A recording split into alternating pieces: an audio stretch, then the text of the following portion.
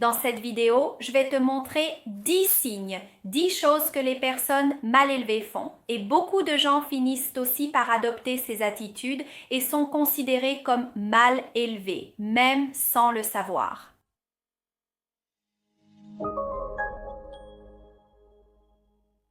Bonjour, ça va? Sois la bienvenue sur la chaîne Étiquette et Protocole.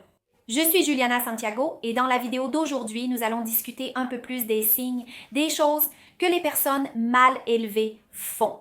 Une chose que l'on peut déjà citer immédiatement que les personnes mal élevées font, ce sont les interruptions constantes, surtout lorsqu'elles sont en train de parler avec quelqu'un. En général, les personnes mal élevées ne laissent pas l'autre personne parler. Donc, non seulement elles dominent tout le temps le sujet de la conversation, ce sont seulement elles qui exposent leur point de vue, leurs idées, mais elles ne laissent pas non plus la possibilité aux autres de s'exprimer. Donc, quand quelqu'un commence à raconter une histoire, la personne lui coupe déjà la parole, elle ne laisse même pas l'autre finir une phrase avant de commencer à donner son point de vue. Donc, c'est une personne qui interrompt constamment une conversation. Faites attention lorsque vous parlez avec quelqu'un, car avoir une conversation agréable avec quelqu'un est la plus grande preuve que vous êtes une personne charismatique, que vous vous souciez de l'autre. Alors, faites très attention à ne pas toujours couper la parole aux gens. Une autre chose aussi, qui est un autre signe de personnes mal élevées, c'est le manque d'empathie. De nos jours, on parle beaucoup de la nécessité d'avoir de l'empathie envers les autres, mais on oublie souvent de la pratiquer dans les moindres détails. Le plus grand exemple de manque d'empathie que nous avons, c'est par exemple la personne qui double dans la file d'attente, la personne qui va se garer et qui prend par exemple 2 places de parking au centre commercial ou au supermarché sans laisser de place pour l'autre personne. Cette personne qui va au supermarché avec son chariot de course et qui laisse le chariot en plein milieu du passage, parfois même en occupant une place de parking. Et quand une autre personne arrive pour se garer, le chariot est toujours là. Quand tu ne penses pas à l'autre, tu cesses d'être une personne qui a et qui promeut l'empathie. Je sais que très souvent, l'empathie est associée au fait de prêter attention aux difficultés des autres, aux problèmes des autres, d'apprendre aussi à écouter les autres et de ne jamais minimiser les sentiments des autres. C'est essentiel.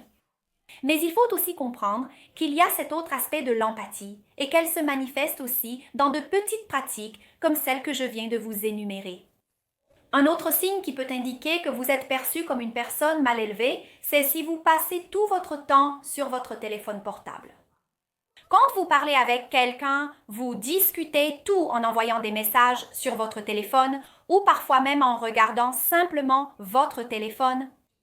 Quand vous arrivez à un événement, la première chose que vous faites, c'est regarder votre téléphone. Vous êtes plus intéressé par l'univers virtuel, par ce qui se passe sur votre téléphone, que par le fait de profiter réellement de ce moment. Faites très attention à ne pas passer tout votre temps sur votre téléphone. C'est un manque de politesse très fréquent. D'ailleurs, c'est un manque de politesse moderne, n'est-ce pas? Le téléphone portable est une nouveauté dans notre société. Donc, il est essentiel d'apprendre à gérer l'utilisation du téléphone portable et de chercher à utiliser cette ressource de la meilleure façon possible pour ne pas être perçu de manière négative. Un autre signe qui peut montrer que vous manquez de politesse, c'est si vous n'avez pas l'habitude de remercier. À quelle fréquence remerciez-vous les gens? Quand quelqu'un vous rend un service, est-ce que vous dites merci beaucoup? Quand quelqu'un vous tient la porte pour que vous passiez, est-ce que vous remerciez? Quand une personne fait preuve de gentillesse envers vous lors d'un service, avez-vous l'habitude de la remercier? Parfois, on va au supermarché et les personnes qui y travaillent nous aident à mettre les courses dans le sac, par exemple. L'emballeur finit par nous aider. As-tu l'habitude de regarder cette personne et de vraiment la remercier pour ce geste, pour t'avoir aidé? On oublie vraiment de remercier la personne. Très souvent, on est effectivement reconnaissante pour l'attitude de quelqu'un, mais on oublie de le verbaliser. Donc, c'est un point important. Il ne suffit pas seulement de se sentir reconnaissante envers quelqu'un ou envers une attitude que quelqu'un a eue avec vous, mais il est fondamental d'exprimer ce sentiment. Un autre signe qui peut faire de vous une personne considérée comme mal élevée, c'est si, par exemple, vous n'avez pas l'habitude de demander pardon. Je sais que parfois, il peut être difficile d'apprendre à demander pardon aux autres quand on pense avoir fait une erreur, mais c'est une attitude très mature parce que reconnaître ses erreurs et comprendre que l'on peut s'améliorer est important pour construire une relation sincère avec une autre personne, que ce soit au travail ou dans votre cercle social. Par exemple, si vous faites quelque chose au travail qui nuit à votre équipe, il est essentiel que vous alliez là-bas et assumiez la responsabilité de vos actes, n'est-ce pas? Ayez ce sens des responsabilités et sachez présenter des excuses même pour arranger cette situation. De nos jours, on accorde beaucoup d'importance aux relations sincères. On voit que très souvent, les relations qu'on a avec les gens, pas seulement dans le milieu professionnel, mais aussi dans la sphère personnelle, elles finissent par être très superficielles. Et puis, quand on fait une erreur avec quelqu'un, très souvent, on préfère s'éloigner plutôt que de devoir présenter des excuses. Mais présenter des excuses est un signe qui montre que vous êtes une personne très mature. C'est aussi une personne qui veut vraiment apprendre, quelqu'un de résilient et qui est prête à réparer son erreur et même à changer son attitude.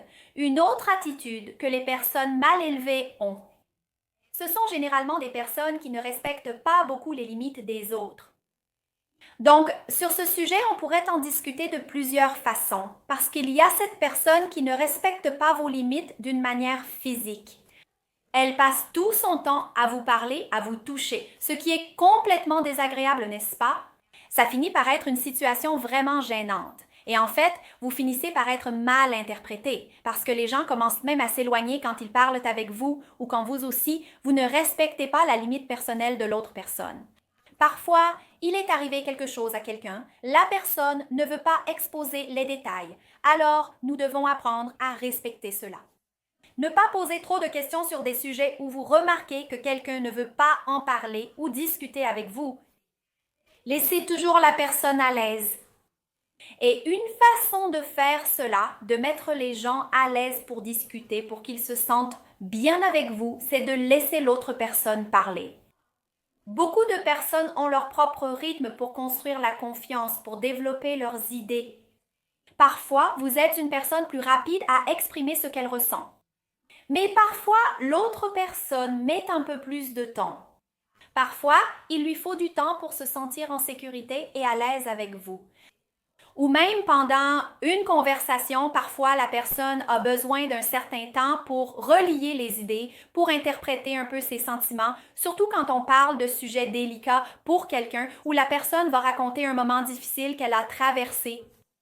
Et si tu aimes la chaîne, n'oublie pas de liker cette vidéo et de t'abonner à la chaîne. Beaucoup de personnes regardent les vidéos, mais ne sont pas abonnées ici à la chaîne Étiquette et Protocole. Nous avons des vidéos chaque semaine ici et je t'attends toujours. N'oublie pas de me suivre aussi sur Instagram et sur nos réseaux sociaux qui s'appellent aussi Étiquette et Protocole. Je t'attends. Un autre comportement que les personnes mal élevées adoptent et très fréquemment, c'est vraiment de faire des commérages.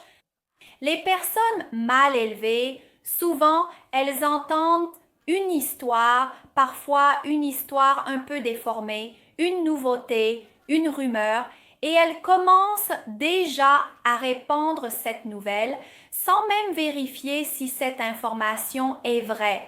Si elles peuvent vraiment parler de ce sujet, de ce thème, sans confirmer si cela peut être partagé avec d'autres personnes. Donc, faites très attention en faisant des commérages, en parlant des autres, car parler des autres en dit beaucoup sur ce que vous ressentez envers l'autre, mais cela en dit aussi beaucoup sur ce que les autres vont penser de vous. Parce que si une personne fait des commérages dans un environnement social, avec un groupe d'amis ou même au travail, si elle est là en train de parler d'une autre personne, il est probable que lorsque vous vous éloignez, elle parle aussi de vous. Alors, faites très attention lorsque vous diffusez des messages, des choses que vous considérez même comme des nouveautés, de bonnes choses, sans partager si cela peut vraiment être fait. Un autre facteur qui peut aussi faire que vous soyez considéré comme une personne mal élevée, c'est lorsque vous monopolisez vraiment la conversation. Nous avons parlé de conversation au début de la vidéo et c'est un sujet sur lequel, si vous le souhaitez, je peux revenir et en parler davantage. Parce qu'il existe de nombreuses erreurs que les gens commettent, des erreurs courantes, pendant une conversation. Et l'une d'entre elles, c'est vraiment de monopoliser la conversation. Monopoliser la conversation, ce n'est pas seulement parler tout le temps, n'est-ce pas?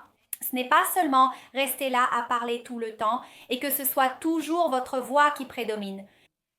Mais c'est aussi lié au fait de toujours parler de soi, de ses propres expériences, où vos expériences sont meilleures que celles des autres. Où vous devez vraiment être au courant de tout, vous devez tout savoir, alors faites très attention. Laissez de l'espace aux autres personnes. C'est une façon, comme je l'ai déjà mentionné, de faire en sorte que les gens se sentent bien près de vous, qu'elles se sentent à l'aise à vos côtés. Critiquer est aussi une autre habitude que les personnes mal élevées ont. Critiquer non seulement les attitudes des autres, n'est-ce pas? C'est aussi un peu lié au fait de faire des commérages, dont nous avons déjà parlé auparavant, mais aussi de critiquer personnellement une attitude que quelqu'un a lorsqu'il te raconte quelque chose. Parfois, tu parlais avec un ami ou une amie.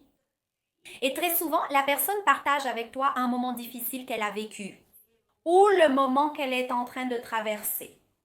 Tu commences à critiquer, disant que j'aurais dû faire les choses différemment et prendre un autre chemin. Fais très attention.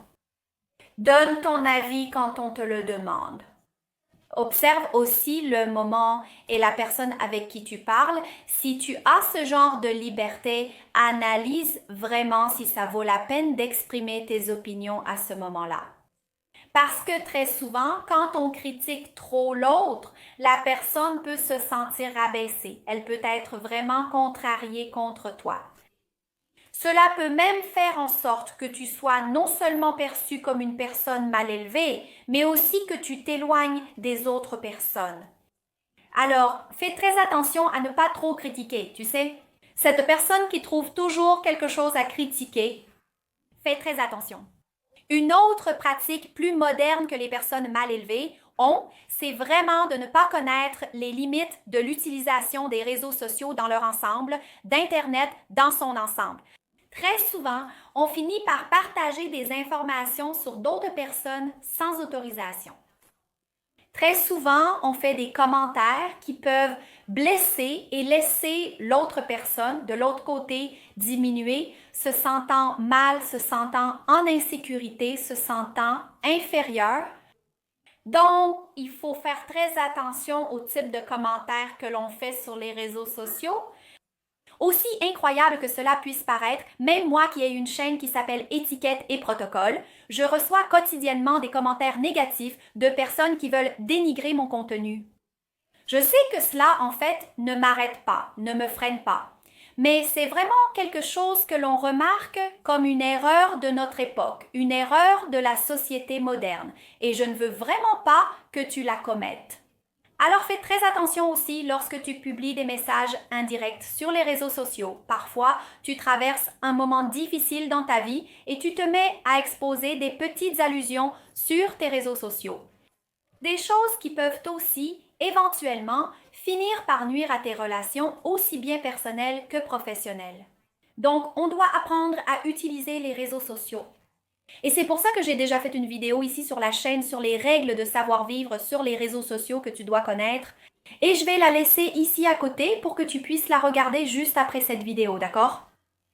Merci beaucoup et à la prochaine vidéo.